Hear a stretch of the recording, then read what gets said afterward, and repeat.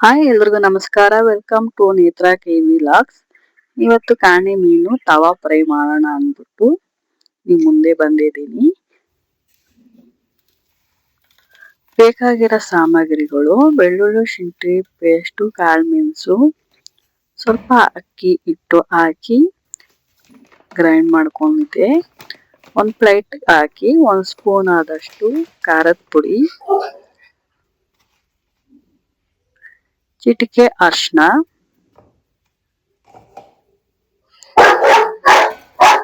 ಒಂದು ಸ್ಪೂನ್ ಉಪ್ಪು,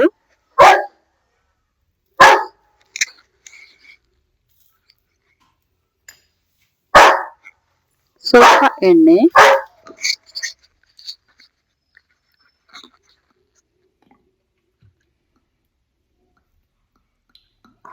ಸ್ವಲ್ಪ ನೀರು ಇಷ್ಟು ಸೇರಿಸಿ ಚೆನ್ನಾಗಿ ಕಲಿಸ್ಕೋಬೇಕು. ಎಣ್ಣೆ ಹಾಕೋದ್ರಿಂದ ಮೀನಿಗೆ ಚೆನ್ನಾಗಿ ಅಂಟುತ್ತೆ. ಆಮೇಲೆ ಮಸಾಲೆ ಕೂಡ ಸ್ವಲ್ಪ ಪೇಸ್ಟ್ ಆಗಿದ್ರೆ ಈ ರೀತಿಯಾಗಿ ಗಟ್ಟಿನೂ ಅಲ್ಲ ಜಾಸ್ತಿ ನೀರು ಅಲ್ಲ, ಆ ರೀತಿಯಾಗಿ ಮೀಡಿಯಂ ಆಗಿ ಕಲಿಸ್ಕೋಬೇಕು. ಒಂದು ನಿಂಬೆ ಹಣ್ಣಿನ ಗಾತ್ರ ಹುಣಸೆ ಹಣ್ಣು ತಗೊಂಡು ನೆನೆ ಹಾಕಿ ಪೇಸ್ಟ್ ಮಾಡಿ ಹುಣಸೆ ಹಣ್ಣು ಕೂಡ ಕಳಿಸ್ತಾ ಇದ್ದೀನಿ.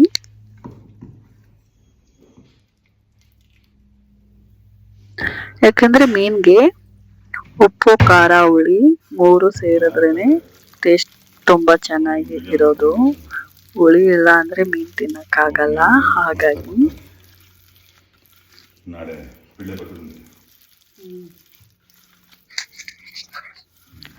ಈ ರೀತಿಯಾಗಿ ಕಲಿಸ್ಕೊಂಡು ಅರ್ಧ ಕೆಜಿ ಮೀನಿಗೆ ಕಾಣೆ ಮೀನು, ಯಾಕಂದ್ರೆ ಇದರಲ್ಲಿ ಮುಳ್ಳು ಇರೋದ್ರಿಂದ ಸಾಂಬಾರ್ ಚೆನ್ನಾಗಿರಲ್ಲ.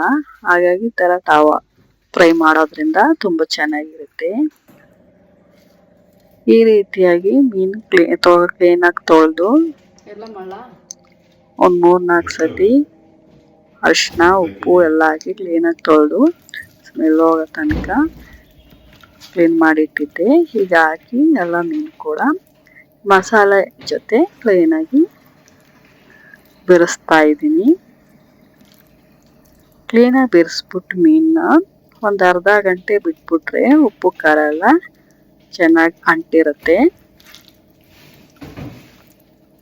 ಇದು ಮುಳ್ಳು ಚಿಕ್ಕ ಮಕ್ಕಳಿಗೆ ನಾವು ಜೊತೆಯಲ್ಲಿ ಇಟ್ಕೊಂಡು ತಿನ್ನಿಸ್ಬೇಕು, ಇಲ್ಲಾಂದ್ರೆ ತುಂಬ ಮುಳ್ಳಿರುತ್ತೆ ಚಿಕ್ಕದಾಗಿ. ದೊಡ್ಡವ್ರಿಗಂತೂ ತಿನ್ನೋದಕ್ಕೆ ಚೆನ್ನಾಗಿರುತ್ತೆ, ಯಾಕಂದ್ರೆ ಮಕ್ಕಳಿಗೆ ಗಂಟ್ಲಲ್ಲಿ ಸಿಕ್ಕಾಕೊಂಡ್ರೆ ಸ್ವಲ್ಪ ಭಯ ಅಷ್ಟೇ. ಈ ರೀತಿಯಾಗಿ ಎಲ್ಲ ಮೀನಿಗೂ ಕ್ಲೀನಾಗಿ ಮಸಾಲೆ ಎಲ್ಲ ಬೆರೆಸಿ ನೆನೆಯೋಕ್ಕೆ ಒಂದು ಅರ್ಧ ಗಂಟೆ ಬಿಡಬೇಕು.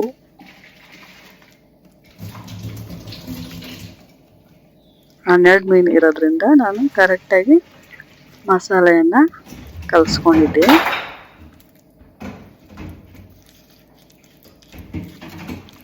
ಈ ಎಣ್ಣೆ ಹಾಕಿದ್ರೆ ಮೀನಿಗೆ ಬೇಗ ಈ ಕ್ರಾಚಸ್ ಮಾಡಿರ್ತೀವಲ್ಲ ಅಲ್ಲಿ ಬೇಗ ಹೋಗಿ ಅಂಟ್ಕೊಳ್ಳುತ್ತೆ. ಹಾಗೆ ಸ್ವಲ್ಪ ಆಯಿಲ್ ಹಾಕಿ ನೆನೆಯೋಕ್ಕೆ ಬಿಡಬೇಕು.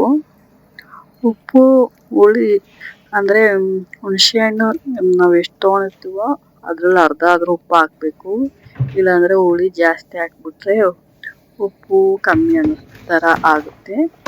ಇವೆರಡು ಒಂದೇ ಸತಿ ಹಾಕಬೇಕು. ಕಲಸಿಟ್ಟಿದ್ದಾಯಿತು. ಇವಾಗ ಕೋಟಿಂಗು ಅಕ್ಕಿ ಹಿಟ್ಟು, ಸ್ವಲ್ಪ ಮೈದಾ,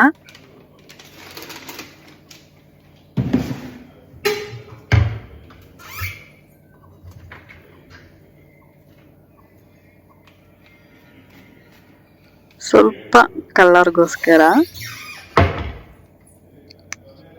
ಫುಡ್ ಕಲರ್,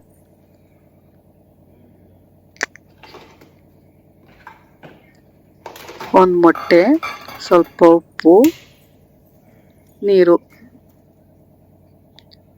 ಹಾಕಿ ಚೆನ್ನಾಗಿ ಇದು ಕೂಡ ಕಲಸಿಡ್ಬೇಕು.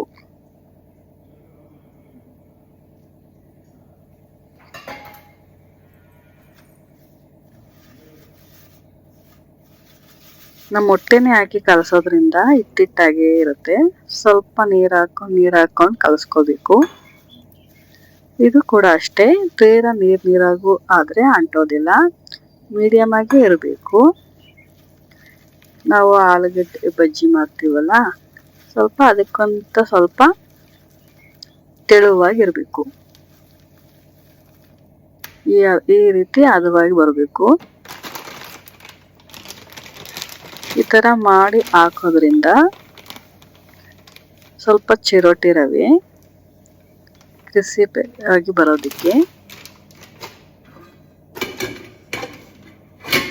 ಸ್ವಲ್ಪ ನೀರು ಹಾಕೊಂಡು ಕಲಸಿಡಬೇಕು. ಇದು ಕೋಟಿಂಗ್ ಒಂದು ಸ್ವಲ್ಪ ಉಪ್ಪು ಹಾಕೋಬೇಕು. ಈ ರೀತಿಯಾಗಿ ಕಲಸ್ಕೊಂಡು ಈ ಥರ ಗಟ್ಟಿಯಾಗಿ ಅಂಟೋ ಥರ ಬರಬೇಕು.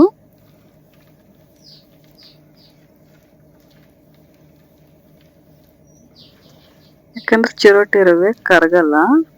ಈ ಥರ ನಾವು ಮ್ಯಾಶ್ ಮಾಡೋ ಥರ ಕಲಿಸ್ತಾ ಇದ್ರೆ ಬೇಗ ನೆನೆದು ಅದು ಕೂಡ ಈ ರೀತಿಯಾಗಿ ಹಿಟ್ಟಿನದ ಬರುತ್ತೆ.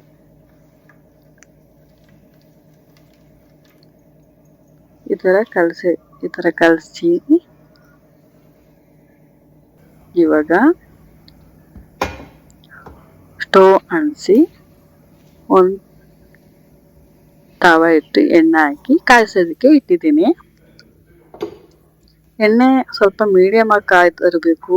ತುಂಬ ಕಾದಿದ್ರೆ ಬೇಗ ಮಸಾಲೆ ಬೆಂದೋಗಿರೋ ಥರ ಅಂದರೆ ಸೀದೋಗೋ ಥರ ಆಗುತ್ತೆ, ಅಂದರೆ ಒಳಗಡೆ ಮೀನು ಬೇಯೋದಿಲ್ಲ. ಈ ರೀತಿ ಕಾಯಿತು. ಈಗ ತೋರಿಸ್ತೀನಿ ನೋಡಿ. ಈಗ ಅರ್ಧ ಗಂಟೆ ಮೀನು ನೆಂದಾಗಿದೆ. ಇವಾಗ ನಾನು ಕಲಸಿಟ್ಟಿದ್ದೀನಲ್ಲ ಹಿಟ್ಟು, ಈ ಹಿಟ್ಟಲ್ಲಿ ನೋಡಿ ಏನಿಲ್ಲ, ಸುಮ್ಮನೆ ಈ ಥರ ಈ ರೀತಿಯಾಗಿರುತ್ತೆ. ಸುಮ್ಮನೆ ರೌಂಡ್ ಆಗಿ ಅಂದರೆ ಸಾಕು, ಹಿಟ್ಟು ಕಲಸ್ಕೊಳ್ಳುತ್ತೆ.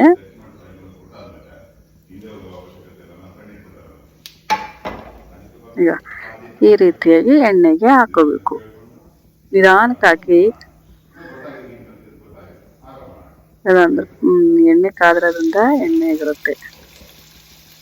ಈ ರೀತಿಯಾಗಿ ಮಾಡಿ ಹಾಕೋದ್ರಿಂದ ಯಾವುದೇ ರೀತಿಯಾಗಿ ಮಸಾಲೆ ಕೂಡ ಬಿಟ್ಕೊಳ್ಳೋದಿಲ್ಲ. ಮೀನು ಕೂಡ ಚೆನ್ನಾಗಿ ಬೇಯುತ್ತೆ. ಲೋ ಫ್ಲೇಮಲ್ಲಿ ಇಟ್ಕೋಬೇಕು. ಒಂದು 1/4 ಗಂಟೆ ಆದ್ರೂ ಈ ಥರ ಇದ್ರ 4 ಇಳಿಸುತ್ತೆ. ಪ್ಯಾನಲ್ಲಿ 4 ಮೀನು ಹಾಕ್ತೀನಿ. ಎಣ್ಣೆಗೆ ಇಟ್ಟಿಬಿಟ್ಟು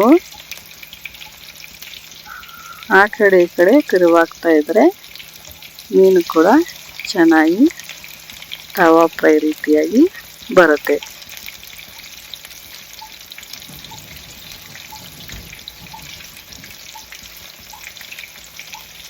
ಎಲ್ಲೂ ಕೂಡ ಮಸಾಲೆ ಬಿಟ್ಕೊಳ್ಳೋದಿಲ್ಲ. ಈ ಥರ ನಾವು ಎಣ್ಣೆ ಹುಷಾರಾಗಿ ಈ ಥರ ತಿರುಗಿಸ್ಬೇಕು. ಯಾಕೆಂದರೆ ಮಕ್ಕಳು ಇದ್ದರೆ ಹುಷಾರು. ಈ ರೀತಿಯಾಗಿ ನಿಧಾನಕ್ಕೆ ಬಿಡಿಸ್ಕೊಂತ ಬರಬೇಕು. ಎಣ್ಣೆಲೂ ಕೂಡ ಅಂದರೆ ಹುಷಾರು, ಜಾರ್ಬಿಟ್ರೆ ಕಷ್ಟ. ಎಣ್ಣೆ ಅಲ್ವಾ, ಎಣ್ಣೆ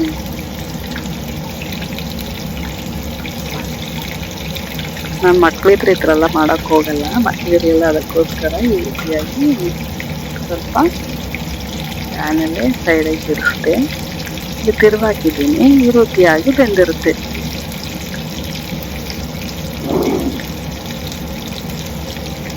ಆಲ್ಮೋಸ್ಟ್ ಅಲ್ಲಿ ಬೆಂದಿದ್ದಾಗಿದೆ.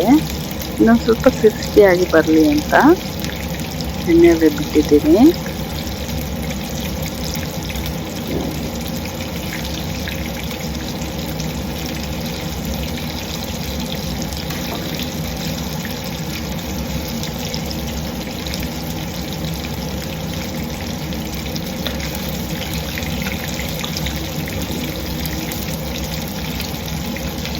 ತವಾ ಫ್ರೈ ಮಾಡೋದ್ರಿಂದ ತುಂಬ ಏನು ಕಷ್ಟ ಅಲ್ಲ, ತುಂಬ ಸ್ವಲ್ಪ ವಿಧಾನವಾಗಿ ಮಾಡ್ಕೋಬೋದು.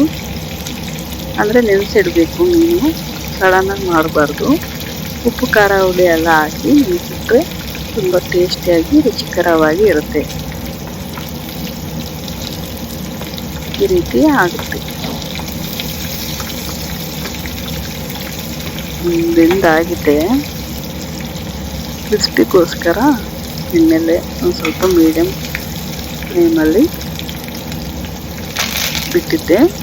ಈಗ ಈ ಕರಿಬೇವು ಸೊಪ್ಪು ಹಾಕಿದ್ರೆ ಫ್ಲೇವರ್ ತುಂಬ ಚೆನ್ನಾಗಿರುತ್ತೆ ಮೀನಿಗೆ. ಹಾಗಾಗಿ ನಾನು ಸೈಡಲ್ಲಿ ತಿನ್ನೋದಕ್ಕೋಸ್ಕರ ಸೊಪ್ಪು ಕೂಡ ಈ ಥರ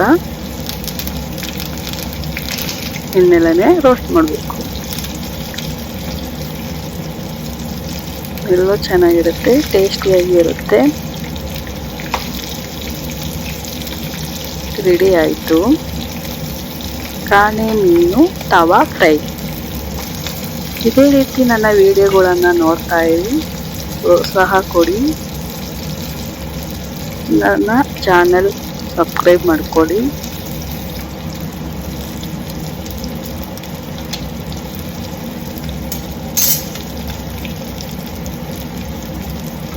ತವಾ ಫ್ರೈ ರೆಡಿ ಆಯಿತು. ಒಂದು ಪ್ಲೇಟ್ಗೆ ಸರ್ವ್ ಮಾಡ್ಕೊಳ್ಳೋಣ. 4 ಮೀನು ಇಳಿಸ್ಲಿಲ್ಲ, ಸೈಡಲ್ಲಿ ಜಾಸ್ತಿ. ಕರಿಬೇವು ಕೂಡ ರೋಸ್ಟ್ ಆಗಿದೆ.